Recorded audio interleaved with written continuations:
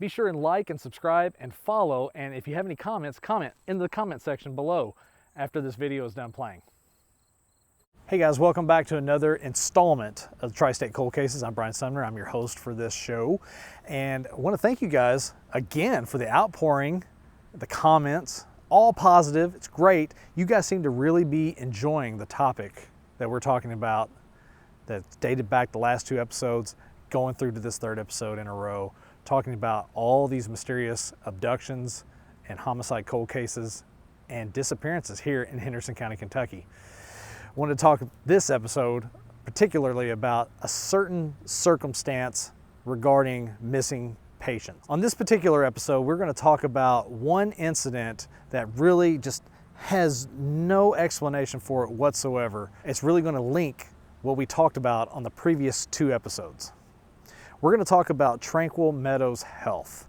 And I mentioned it on the first video that started this series, how it was basically another facility that opened up years after the original asylum that was here in Henderson County opened up back in 1931. So we originally talked about how the Western Kentucky Rehabilitation and Sanatorium was built back in 1931 and is ultimately shut down in the 60s by the state. Years after that, we're talking probably a good 13, 14, 15 years after that, the Tranquil Meadows Health facility was established here in Henderson, Kentucky as a way to kind of transition patients that were in that asylum back into a new facility. Now the problem is, throughout the years, even with this institution established, there were still a lot of issues with reports of medical malpractice and patient harm and experimentation.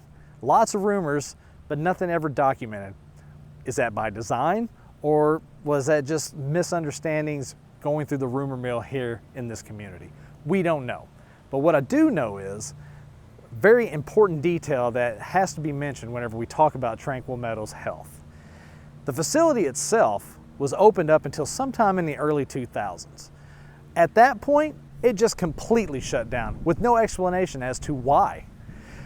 During this time, the leaders and those who actually established the facility and was running it were offsprings of the original Philip Killiecrankie Sr., who ran the original sanatorium out in East Henderson County. So once again, another facility in this area ran by the Killiecrankie name.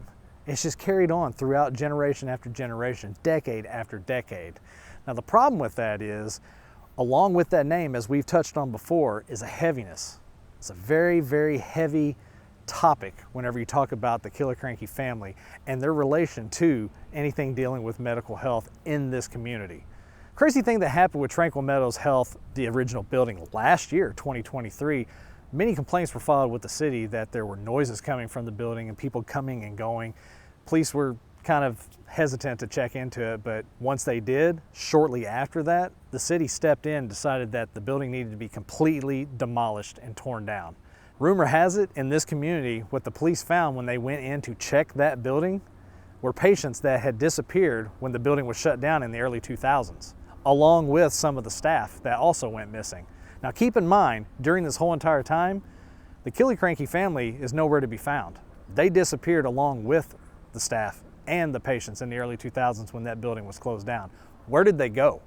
That is the question that remains. We need to figure that out pretty quick. When city officials were pressed about the building and why the sudden urge after all this time to finally tear the building down that had been vacant and just basically sitting and rotting away since the early 2000s, no comment was the response that we got over and over and over again. It doesn't add up. There's something hiding right there. They got something right there beneath the surface that they don't want the public to know about. And we know this because there's a video that was found, security footage that was tucked away in a safe, an old safe in a wall in the director's office of Tranquil Meadows Health that the demolition crew stumbled upon before tearing the building down. I don't think the public was supposed to know about that. I'm sure I wasn't supposed to know about that, but I was able to get my hands on it and I'm going to show it to you now. I do want to warn you right now though, watch this on your own accord and know that some violent images are about to be on the screen. Shoot. Is this thing on? Okay, good. Look, I don't have much time. There's this man, his name's Dr. Killiecrankie, and I think I've made it to his study. Look, I don't have much time. No! Okay, listen, I hope I have enough battery for this. I think I made it to the maintenance room, which confuses me because in the last place there was a door here and an exit, and it's not here. It's not here, and I can't go back. I can't. Look, there has to be an exit here somewhere.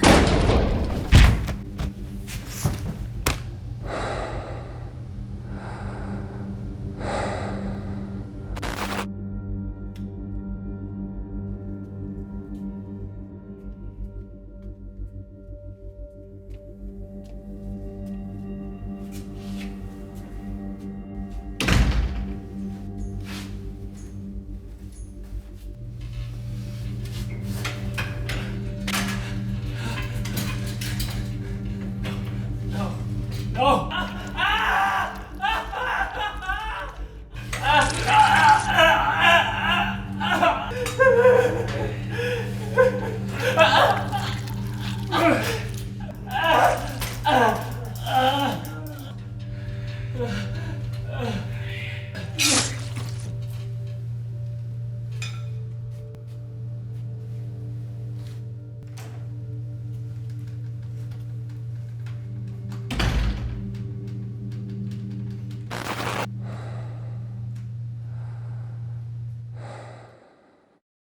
The footage is shocking, isn't it?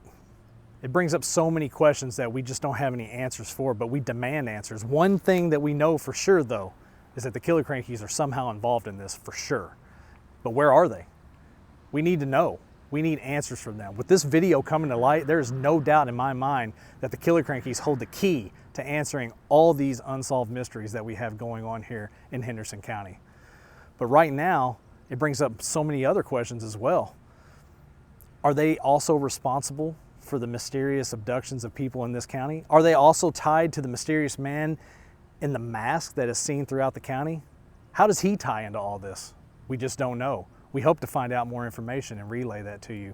And I'm gonna keep digging for you guys because I think that you're interested in it. So let me know, comment down in the comment section below after you watch this video. Like and subscribe and follow. And if the numbers are there, we're gonna add another installment to this because I think you guys are interested just as much as I am. I'm Brian Sumner with Tri-State Cold Cases. We'll see you on the next video.